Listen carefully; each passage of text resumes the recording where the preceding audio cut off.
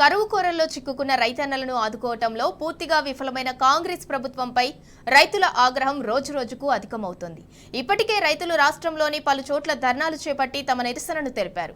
కరీంనగర్ జిల్లా చొప్పదండి నియోజకవర్గంలోని Kurikyala SRSP canal వద్ద రైతులు రాస్తారోకో నిర్వహించారు. మాజీ ఎమ్మెల్యే పీఆర్ఎస్ నేత సుంకే రవిశంకర్ ఆధ్వర్యంలో ప్రభుత్వ తీరుపై పెద్దెత్తున నిరసన గళం వినిపించారు. వరద కాలువకు వెంటనే నీటిని విడుదల చేయాలని డిమాండ్ చేశారు. అన్నదాతల నిరసనను అడ్డుకున్న పోలీసులు వారిని అరెస్ట్ చేశారు. కాంగ్రెస్ ప్రభుత్వం దుర్మార్గంగా వ్యవహరిస్తుందని సుంకే రవిశంకర్ తీవ్ర స్థాయిలో ధ్వజమెత్తారు. ఒకవైపు పంటలు ఎండిపోతున్నా పట్టించుకోవటం లేదని మండిపడ్డారు. వచ్చే పార్లమెంట్ ఎన్నికల్లో రైతులు కాంగ్రెస్ ను బొందపెట్టడానికి రెడీగా ఉన్నారన్నారు.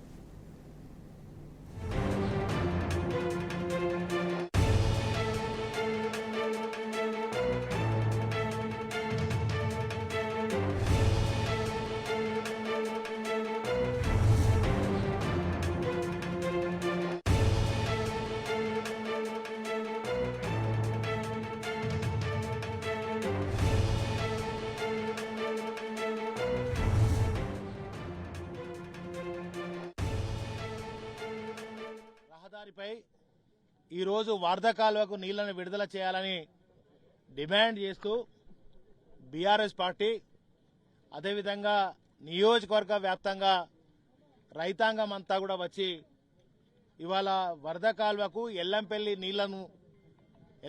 నీళ్ల ద్వారా నారాయణపూర్ జలాశయం ద్వారా కూడా మా రైతాంగానికి నీళ్లు ఇచ్చి పంటలను కాపాడాలని సీఎం రేవంత్ రెడ్డి గారిని డిమాండ్ చేస్తూ ఉన్నాం.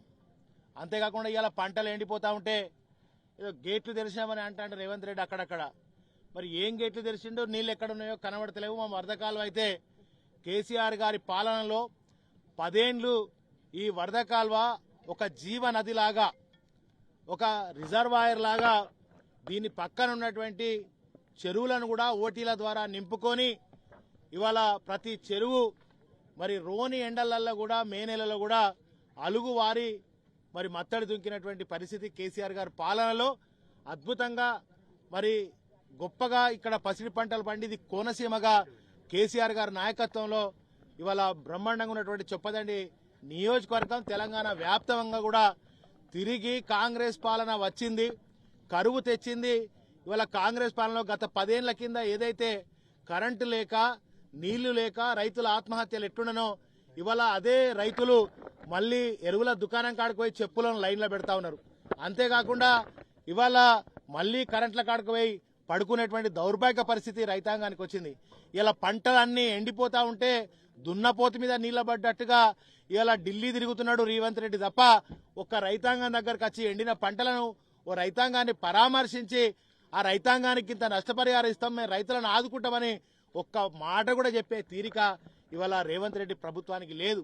నిజంగా రైతులంటే ఇవాళ రైతుల వ్యతిరేక ప్రభుత్వం ఇవాళ కాంగ్రెస్ వచ్చింది. అంతేకాకుండా ఇవాళ 60 ఏళ్ల పాలనలో కాంగ్రెస్ పాలనలో ఏ విధంగా అయితే ఆనాడు తలాపునా బారుతుంది గోదావరి నా చేను నా చిలక ఎడారని పాటలు పాడుకున్నామో రైతుల కళ్ళల్లా కన్నీళ్లుండేనో అదే పరిస్థితి తిరిగి రేవంత్ రెడ్డి కాంగ్రెస్ పాలనలో వచ్చిందంటే నిజంగా 4 నెలలనే ఈ మార్పు అంటే మేమేదో మార్పు అనుకున్నాం. బ్రహ్మాండంగా రైతుల కళ్ళల్లో ఆనందం ఉంటుంది, తెలంగాణ వ్యాప్తం వేళ గొప్పగా అభివృద్ధి చెందుతాయి, అన్ని రంగాలలో బ్రహ్మాండంగా ముందుకు పోతుంది, కళ్యాణ లక్ష్మితో పాటు తులం బంగారం వస్తుంది, అదేవిధంగా రైతులకు బోనస్ వస్తుంది 500 రూపాయలు, 2500 2700 3000 రూపాయలు క్వింటాల్కు కాంగ్రెస్ ఇస్తుందని చెప్పి ఇక్కడ ప్రజలందరూ కూడా ఆశపడి మార్పు కోరుకున్నారు. మార్పు అంటే మాకు ఇదే కనబడుతుంది. వరద కాలువలో గతంలో బీఆర్ఎస్ పాలనలో కేసీఆర్ గారి పాలనలో వరద కాలువలో నీళ్లుండే, ఇప్పుడు కేసీఆర్ గారి పాలనలో బ్రహ్మాండంగా ఎడారి అయిపోయింది. మార్పు అంటే ఆనాడు మద్దతు ధర ఇచ్చి బ్రహ్మాండంగా రైతులను బ్రహ్మాండంగా వరి ధాన్యాన్ని కొనుగోలు చేస్తే ఇవాళ ధాన్యాన్ని కొనుగోలు చేసే పరిస్థితి లేదు, బోనస్ ఇచ్చే పరిస్థితి లేదు. మరి ఆనాడేమో కోనసీమగా మారినటువంటి చొప్పదండి ఇవాళ కరువుసీమగా మారిపోయి రైతుల ఆత్మహత్యలు చేసుకునేటువంటి మార్పు వచ్చింది. ఇవాళ మార్పు అంటే మేమేందో గొప్ప మార్పు అనుకున్నాం, మంచి మార్పు అనుకున్నాం, కానీ ఇవాళ రైతులను ఆత్మహత్య చేనేత కార్మికుల ఆత్మహత్యలు మరి ఇవాళ పంటలు పండనటువంటి పరిస్థితులను తీసుకొచ్చిందే ఇవాళ కాంగ్రెస్ మార్పు.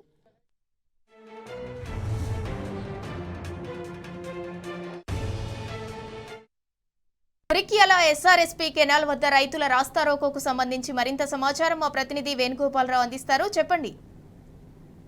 సింధూర అంటే గత వారం 10 రోజుల నుంచి కూడా రైతులు పెద్ద ఎత్తున ధర్నాలు రాస్తారోకోలు చేస్తున్నారు. ఉమ్మడి కరీంనగర్ జిల్లా వ్యాప్తంగా చూసుకుంటే ఎందుకంటే ఒకప్పుడు చెరువులు కావచ్చు, ఇటు కాలువలు కావచ్చు, నీటితో కలకలలాంటి నేపథ్యం. కానీ ఇప్పుడు ఎక్కడ చూసినా కానీ ఎండిపోయిన చెరువులు మరియు చెక్ డ్యాములు కావచ్చు, మరియు కాలువలు కావచ్చు, ఇవన్నీ ఎండిపోయినట్టు పరిస్థితి. మరోవైపు రైతులు ప్రత్యేకంగా వరదకాలను దృష్టిలో పెట్టుకొని పెద్ద ఎత్తున పంట పొలాలు వేసిన నేపథ్యం. ఈ నేపథ్యం ఒక ఎత్తు అయితే ఇప్పుడు వరద కాలువలు చూసుకుంటే ఎడార్లా కనిపిస్తుంది. అంటే కనీసం చుక్క నీరు లేని నేపథ్యంలో ఇటు వరద కాలువలో కూడా జేసీబీల ద్వారా ఊట నీళ్ల కోసం రైతన్నలు వెతుకుతున్నటువంటి పరిస్థితి మనకు స్పష్టంగా ప్రతి రోజు కనిపిస్తుంది.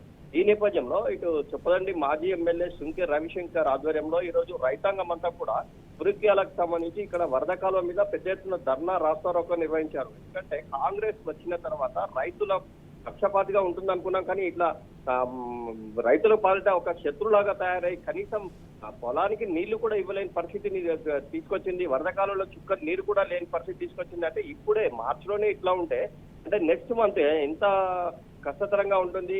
రైతన్నలు పెద్ద ఎత్తున ఇటు పొలాలు వేసి నీళ్లు లేక ట్యాంకర్ల ద్వారా నీళ్లు పోస్తూ కాపాడుకునే ప్రయత్నం ఒకవైపు చేస్తుంటే, మరోవైపు కనీసం అంటే రైతుల మీద